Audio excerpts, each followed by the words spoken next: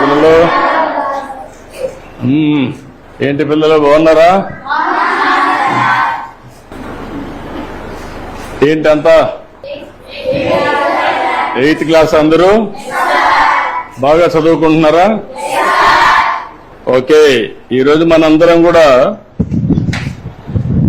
మీ social science అంతా కూడా మీకు ఒక అవగాహన ఉంది, అవునా కాదా? మీ టీచర్ బాగా చెప్తున్నాడా?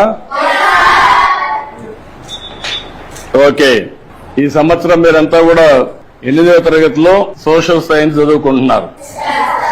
ఇప్పుడు మనం ఈరోజు ఒక పని చేద్దాం. సిద్ధంగా ఉన్నారా? అందరూ అటెన్షన్ లో ఉన్నారా? వేరే ఎక్కడ ఆలోచనలు ఉన్నాయా? మళ్ళా నేను అడిగి చెప్పగలుగుతారా? నేను చెప్పింది యాజ్ ఇట్ ఈజ్ మీరు చెప్పాలి, సరేనా? సిద్ధమేనా? ఓకే, మొదటి టాపిక్ ఎవరన్నా హోంవర్క్ చేసుకొని వచ్చారా? చదువుకున్నారా ఈ సబ్జెక్టు?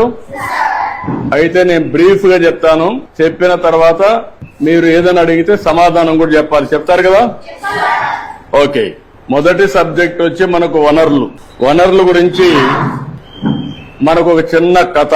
మోనా రాజు తమ ఇంటిని శుభ్రపరుస్తూ వాళ్ళ తల్లితో గడుపుతా ఉంటారు.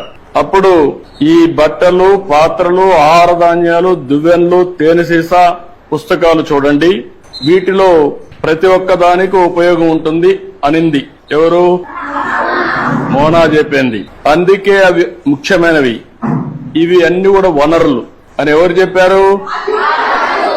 అది అయిన తర్వాత వనరులు అంటే ఏంటి అని రాజు వాళ్ళ అమ్మని అడిగాడు.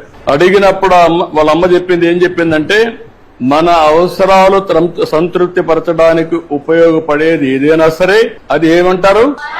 వనరులు అంటారు. మీ చుట్టూ ఒకసారి పరిశీలిస్తే అనేక వనరులు మీరు గమనించవచ్చు. తాగేదానికి ఏం కావాలంటాం? తాగినప్పుడు దాహం వేసింది, ఏం చేస్తారు మీరు?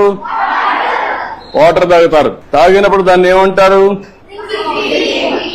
అదే సమయంలో మీ పాఠశాల అయిపోయింది, ఇంటికి పోవాలి, దేంట్లో పోతారు మీరు? బస్సులో పోతారు, దాన్ని ఏమంటాం? వనరులు అంటాం. అదే సమయంలో మీరు చదివే పాఠ్య పుస్తకాలు, దాన్ని ఏమంటారు? ఎందుకు వనరు అంటున్నారు? ఉపయోగపడుతుంది కాబట్టి. మీ నాన్న ఇంటికి పోతానే మీకేదో తినిబండారం ఇస్తాడు, దాన్ని తాజా కూరగాయలతో కూడా తయారు చేస్తాడు, దాన్ని ఏమంటారు? వనరులు అంటారు. ఎందుకు? ఉపయోగపడుతుంది. నీరు, విద్యుత్, అదే మాదిరిగా బస్సు, కూరగాయలు, పాఠ్య పుస్తకం, ఇవన్నీ కూడా వనరులు. ఇవన్నీ కూడా తయారు చేసినప్పుడు నేరుగా గాని వస్తువులతో తయారు చేస్తారు, అవునా కాదా అని అడుగుతున్నా మిమ్మల్ని. ఇది రావడానికి తయారు చేసే అన్ని కూడా వనరులే. కాబట్టి ఏదైనా ఒక వస్తువు వనరులుగా ఏ విధంగా మారుతుంది అని రాజుకు అనుమానం వస్తుంది. రాజుకు అనుమానం వస్తే వాటికి విలువ ఉన్నప్పుడే వస్తువులు వనరులుగా మారతాయి. ఉపయోగం ఉన్నప్పుడే వనరులు అనుకుంటాం, ఉపయోగం లేకపోతే మనం అది వనరులుగా పరిగణించాం, అవునా కాదా?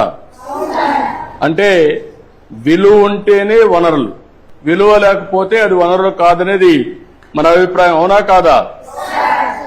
అంటే ఈ రోజు మనం గుర్తుపెట్టుకోవాల్సింది, విలువ అంటే వినియోగ అర్హత, ఉపయోగం ఉండాలి విలువ అంటే, అవునా కాదా?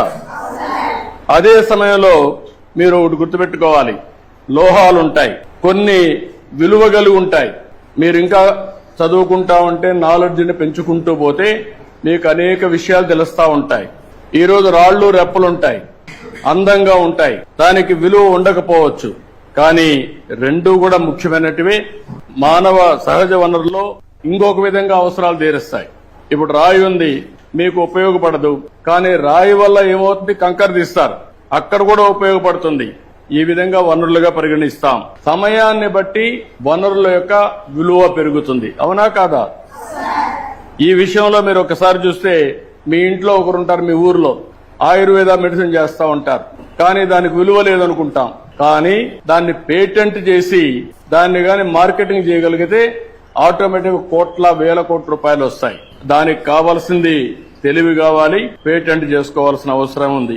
అంటే దీన్ని బట్టి మీరు అందరూ ఆలోచించుకోవాల్సిన పిల్లలు, సమయం, సాంకేతికత అనేటి వస్తువుల్ని వనరులుగా మార్చి రెండు ముఖ్యమైన అంశాలు రెండు. ఇలాంటివి మనం ఆలోచించినప్పుడు మీరు చాలా సమస్యలు చూస్తూ ఉంటారు, సమాజంలో చాలా వనరులు చూస్తూ ఉంటారు. ఆ వనరుల్ని మీరు నెక్స్ట్ లెవెల్కు తీసుకపోతే దానికి కావలసిన జ్ఞానం కావాలి, చదువు కావాలి, ఇన్నోవేషన్ గా తయారు కావాలి. అప్పటికే దానికి విలువ పెరుగుతుంది. వనరులు అనేటివి 3 రకాలు ఉంటాయి. సహజ వనరులు. ఈరోజు కొండలు ఉన్నాయి, మీరు సృష్టించారా? ఎక్కడి నుంచి వచ్చాయి? నేచురల్ గా వచ్చాయి. ఈరోజు నీళ్లున్నాయి, ఎక్కడి నుంచి వస్తున్నాయి?